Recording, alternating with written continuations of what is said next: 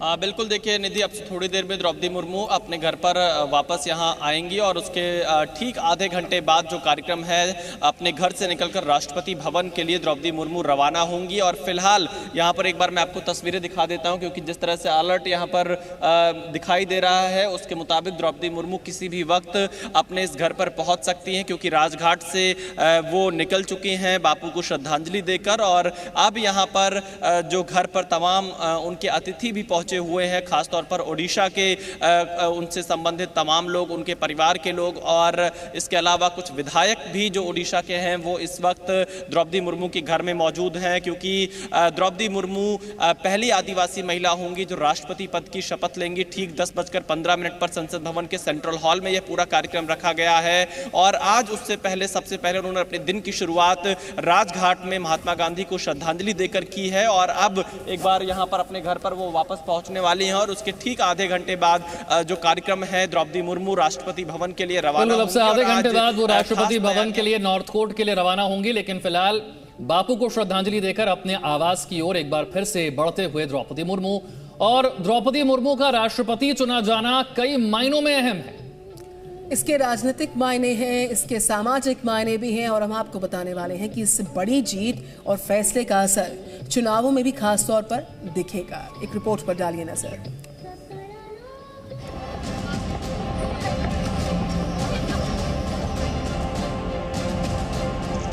ओडिशा के रायरंगपुर से रायसीना हिल्स तक का सफर किसी भी नजरिए से आसान नहीं कहा जा सकता। जो विजय द्रौपदी मुर्मू ने हासिल की वो असाधारण है। हम बात कर रहे हैं द्रौपदी मुर्मू के जीत के राजनीतिक और सामाजिक मायने की। पहले बात मुर्मू की जीत के राजनीतिक मायने की। द्रौपदी मुर्मू आदिवासी समुदाय से आती हैं। ओडिशा के बेहद साधारण परिवार से नाता रखने वाली द्रौपदी मुर्मू का देश के सर्वोच्च पद पर पहुंचना साधारण बात हो भी कैसे सकती है भला। मुर्मू के राष्ट्रपति बनने में बीजेपी की बड़ी भूमिका रही है और निश्चित तौर पर बीजेपी को इसका राजनीतिक फायदा मिलने जा रहा है। इस बात से इनकार नहीं किया जा सकता कि आदिवासी समुदाय में बीजेपी की स्वीकार्यता और बढ़ेगी। गुजरात और हिमाचल प्रदेश में इसी साल विधानसभा के चुनाव होने वाले हैं। इन दोनों राज्यों में आदिवासी समुदाय की अच्छी खासी आबादी है। गुजरात की कुल आबादी में 14.8% लोग आदिवासी समुदाय के हैं, जबकि हिमाचल में 5.71% आबादी आदिवासी समुदाय की है। इसीलिए राष्ट्रपति चुनाव का असर इन राज्यों के विधानसभा चुनावों में साफ दिख सकता है। और बात सिर्फ इन दो राज्यों की नहीं है। अगले साल यानी 2023 में 9 राज्यों में विधानसभा चुनाव होने हैं। इनमें मेघालय में 86.15, नागालैंड में 86.5, त्रिपुरा में 31.8, कर्नाटक में 7, छत्तीसगढ़ में 30.6, मध्य प्रदेश में 21.1, मिजोरम में 94.4, राजस्थान में 13.5 और तेलंगाना में 9.3% आबादी आदिवासी समुदाय की है।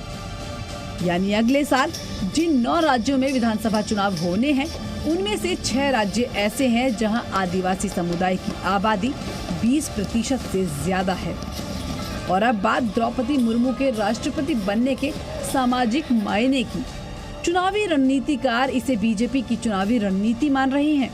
2 राष्ट्रपति और 2 उपराष्ट्रपति ऐसे इलाकों से आते हैं जहां पर या तो बीजेपी की मजबूत पकड़ है या फिर यहां पर बीजेपी अपने पांव जमाने की कोशिश में है।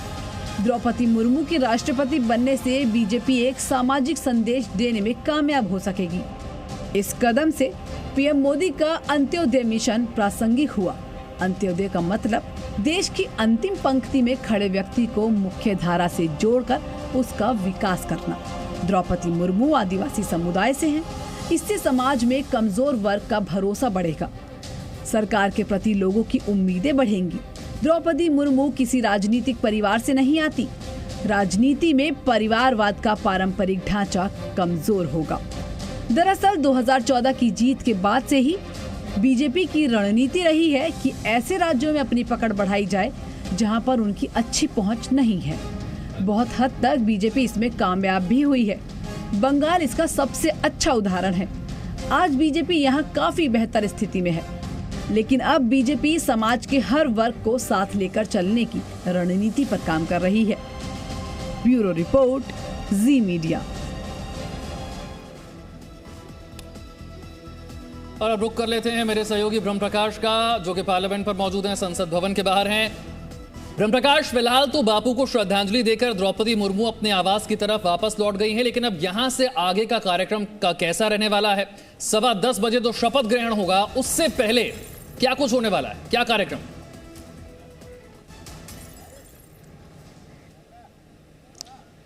बिल्कुल विशाल, देखिए हम आपको सीधी तस्वीरें भी दिखाते हैं, क्योंकि संसद भवन के जो बाहर है, बाहर की तस्वीरें दिखाना बेहद ज़रूरी है। बारिश का मौसम है, बदल रहा है मौसम। अभी कुछ देर पहले हल्की हल्की बारिश हो रही थी और अब मौसम खुला है, लिहाजा लगभग 10 बजे के आसपास जो है द्रौपदी मुर्मू पहुंचेंगी संसद भवन और 10:15 का उनका ओथ का कार्यक्रम है, शपथ का कार्यक्रम है। आपको बता दें कि सबसे महत्वपूर्ण एक बात और है कि इस बार क्या वो बग्घी से आएंगी या फिर जो राष्ट्रपति के लिए विशेष गाड़ी होती है उसमें आएंगी, क्योंकि बारिश का मौसम है। लिहाजा माना यह जा रहा है कि अगर मौसम इसी तरह से रहा, धूप नहीं खिली रही, तो हो सकता है कि गाड़ी से ही रामनाथ कोविंद और उनके साथ द्रौपदी मुर्मू संसद भवन पहुंचे। लेकिन यदि मौसम खुला रहता है तो जैसा तत्कालीन राष्ट्रपति जो है प्रणब मुखर्जी ने, विशाल पांडे जो कि द्रौपदी मुर्मू के आवास से रिपोर्ट कर रहे हैं। विशाल, अब से कुछ देर पहले द्रौपदी मुर्मू राजघाट पर बापू को श्रद्धांजलि अर्पित करने के बाद अपने आवास पर पहुंच रही थी। क्या वो तस्वीरें थी और अब से कितनी देर के बाद रवानगी उनके अपने आवास से होगी? देखिए, इस वक्त हम द्रौपदी मुर्मू के घर के बाहर ही मौजूद हैं और यहाँ पर द्रौपदी मुर्मू का काफिला पहुँचने वाला है। तस्वीरें हमें दिखाई दे रही हैं और क्योंकि द्रौपदी मुर्मू सुबह 8 बजे अपने घर से राजघाट के लिए रवाना हुई थी, जहाँ पर महात्मा गांधी को उन्होंने श्रद्धांजलि दी और देखिए धीरे धीरे उनकी गाड़ियों का काफिला अब यहाँ पर दिखाई देने लगा है। किसी भी वक्त अब इन तस्वीरों में आप देखिए द्रौपदी मुर्मू इस वक्त अपने घर पर पहुँच रही हैं। ये उनका अस्थायी आवास यहाँ दिल्ली में है, जहां पर वो जब प्रत्याशी बनाई गई थी एनडीए की तरफ से राष्ट्रपति पद की, तब से यहां पर रह रही। 4 उमाशंकर दीक्षित मार्ग पर आप देखिए इस गाड़ी में द्रौपदी मुर्मू मौजूद हैं।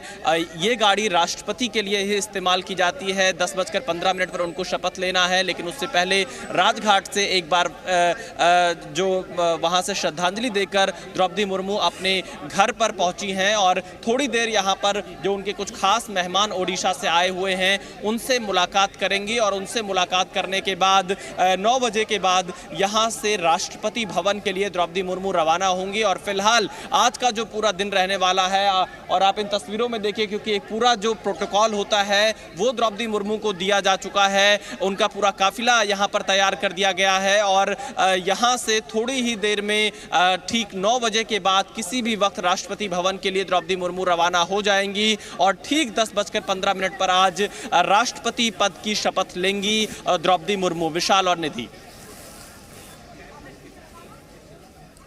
तो तस्वीरें हम आपको दिखा रहे थे। विशाल, द्रौपदी मुर्मू का जो अस्थायी आवास है उमाशंकर दीक्षित लेन, वहां से रिपोर्ट कर रहे हैं। अब से कुछ क्षण पहले पहुंची हैं यहाँ पर। उनके ओडिशा से आए तमाम खास मेहमान हैं, उनसे द्रौपदी मुर्मू भेंट करेंगी, मुलाकात करेंगी और उसके बाद उनकी रवानगी होगी सुबह 9 बजे के आसपास, जिस तरीके से विशाल पांडे और हमारे तमाम सहयोगी बता रहे हैं। और सुबह 10:15 पर शपथ लेगी द्रौपदी मुर्मू 15वीं राष्ट्रपति के तौर पर। तो संसद के केंद्रीय कक्ष में सुबह 10:15 बजे सर्वोच्च संवैधानिक पद की शपथ लेनी है द्रौपदी मुर्मू को और उससे पहले बापू को श्रद्धांजलि अर्पित की। एक बार फिर से अपने आवास की ओर वो रवाना हुई हैं। अब से कुछ ही देर में अपने आवास पर पहुंच जाएंगी। इसके बाद जो कार्यक्रम है करीब 9:15 बजे के आसपास जो है वो राष्ट्रपति भवन के नॉर्थ कोर्ट पहुंचेंगी। वहां पर कई कार्यक्रमों में उन्हें शामिल होना है और उसके बाद जो है वो निवर्तमान राष्ट्रपति रामनाथ कोविंद और नवनिर्वाचित राष्ट्रपति द्रौपदी मुर्मू जो है वो पहुंचेंगे संसद की तरफ और फिर सुबह 10:15 बजे होगा शपथ ग्रहण। द्रौपदी मुर्मू के शपथ ग्रहण में ओडिशा से भी कई खास मेहमान आए हैं और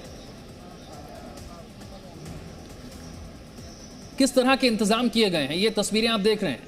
हमारे सहयोगी जुड़े हुए हैं, वो ये सारी जानकारी आप तक पहुंचा रहे हैं। एक बार फिर से ब्रह्म प्रकाश का रुख करते हैं। ब्रह्म प्रकाश, ये कार्यक्रम हमेशा बेहद खास रहता है और राष्ट्रपति किस तरह से शपथ लेते हैं, किस तरह से वो राष्ट्रपति भवन पहुंचते हैं, वहां क्या कार्यक्रम होते हैं, फिर संसद में किस तरह से कार्यक्रम होता है, इसकी एक एक तस्वीर जानने की इच्छा ये हर भारतीय के मन में होती है। इसीलिए यहां से जो आगे का कार्यक्रम रहने वाला है उसकी एक एक तस्वीर बहुत खास होने वाली है और वो तस्वीर आपके ही माध्यम से देश तक पहुंचेंगी। इसीलिए जरूरी है कि इस कार्यक्रम को एक बार फिर से जरा समझा जाए, किस तरीके से वहां पर प्रधानमंत्री होंगे। पहले राष्ट्रपति भवन में नॉर्थ कोर्ट में द्रौपदी मुर्मू पहुंचेंगी, वहां पर कई कार्यक्रम होने हैं। फिर जब संसद पहुंचेंगे प्रधानमंत्री उन्हें लेकर केंद्रीय कक्ष तक जाएंगे, फिर वहां पर जो है वो शपथ ग्रहण होगा। ओडिशा से भी कई खास मेहमान आए हुए हैं।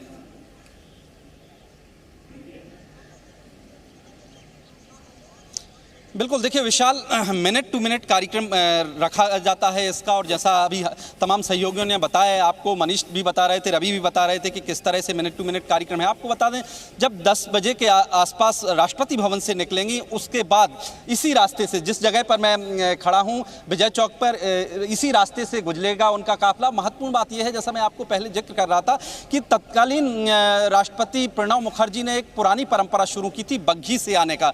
वो नए राष्ट्रपति को रामनाथ कोविंद को उस वक्त बग्घी से पार्लियामेंट लाए थे और वहां पर उन्होंने रामनाथ कोविंद ने शपथ ली थी। इस बार भी जैसा मैं बता रहा था कि मौसम अगर खुला रहा तो हो सकता है बग्घी के जरिए ही रामनाथ कोविंद द्रौपदी मुर्मू को इसी रास्ते संसद भवन लेकर जाएं। वहां पर देश के मुख्य न्यायाधीश हैं, उनको ओथ दिलाएंगे 10:15 पर। देखिए, ये शपथ ग्रहण समारोह बेहद महत्वपूर्ण होता है। इसमें तमाम पूरा तो मंत्रिपरिषद वहां पर मौजूद होगा, प्रधानमंत्री के अलावा, इसके अलावा जो विदेशी मेहमान हैं वो भी वहां पर मौजूद रहेंगे, और 64 वो मेहमान हैं जो खासतौर से द्रौपदी मुर्मू के गांव से, उड़ीसा से आए हैं, वो लोग मौजूद रहेंगे इस शपथ ग्रहण समारोह में।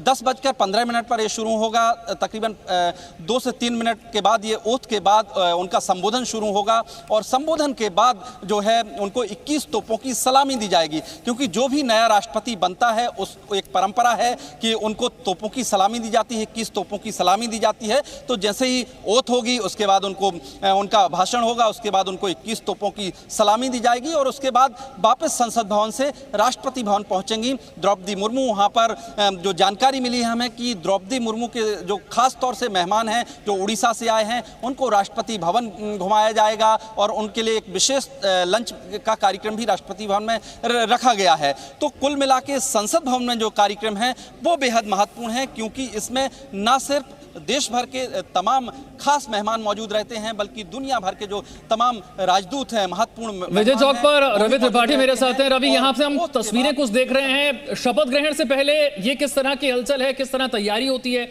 जरा इन तस्वीरों को समझाइए।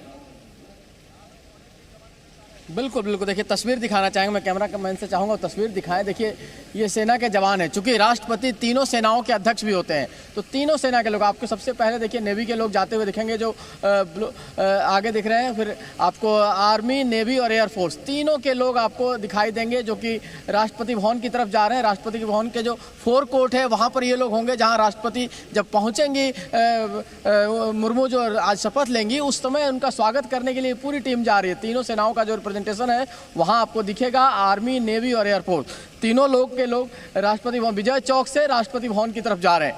आपको बताना चाहेंगे जो कार्यक्रम है, कार्यक्रम के हिसाब से 9:32 के आसपास, लगभग 9:22 के आसपास द्रौपदी मुर्मू जो है पहुंचेंगी राष्ट्रपति भवन पे।